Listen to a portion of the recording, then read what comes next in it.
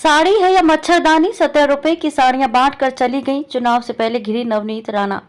देश में लोकसभा चुनाव के लिए उम्मीदवारों ने प्रचार अभियान शुरू कर दिया है। इस बीच महाराष्ट्र की अमरावती लोकसभा सीट को लेकर सियासी माहौल गर्म है।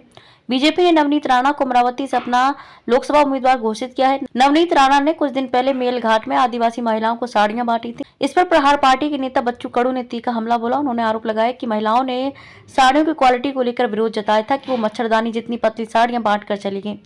बच्चू कडू ने आरोप लगाया कि 2 करोड़ की गाड़ी में बैठने वाले 17 रुपए की साड़ियां बांट रहे हैं। अमरावती सीट पर बीजेपी आज तक जीत हासिल नहीं कर पाई है। इस बार बीजेपी ने नवनीत राणा को इस सीट पर उतारा है। राणा ने पिछले साल इस सीट पर निर्दलीय चुनाव जीता था। बीजेपी के खिलाफ प्रहार पार्टी ने दिनेश बूब की उम्मीदवारी की घोषणा की है। बच्चू कडू ने प्रहार उम्मीदवार दिनेश बाबू के प्रचार के लिए आयोजित रैली में नवनीत राणा को निशाने पर लिया।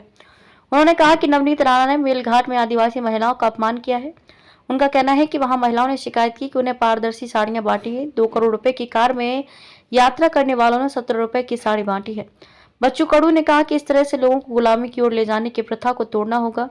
आप 17 रुपए की साड़ियां बांटकर वोट नहीं खरीद सकते। मामला क्या है? दरअसल नवनीत राणा पिछले वर्षों की तरह होली मनाने मेलघाट में आदिवासी लोगों के बीच पहुंची। लोकसभा चुनाव के लिए आदर्श आचार संहिता लागू होने के बाद उन्होंने महिलाओं को साड़ियां वितरित की। साथ ही आदिवासी महिलाओं के साथ होली का त्योहार मनाया।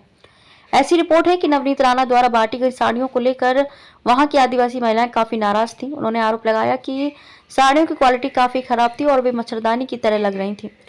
साड़ियों के वितरण कार्यक्रम के बाद मेलघाट में सियासी माहौल गरमाया हुआ है। राणा को अमरावती सीट देने से नाराजगी।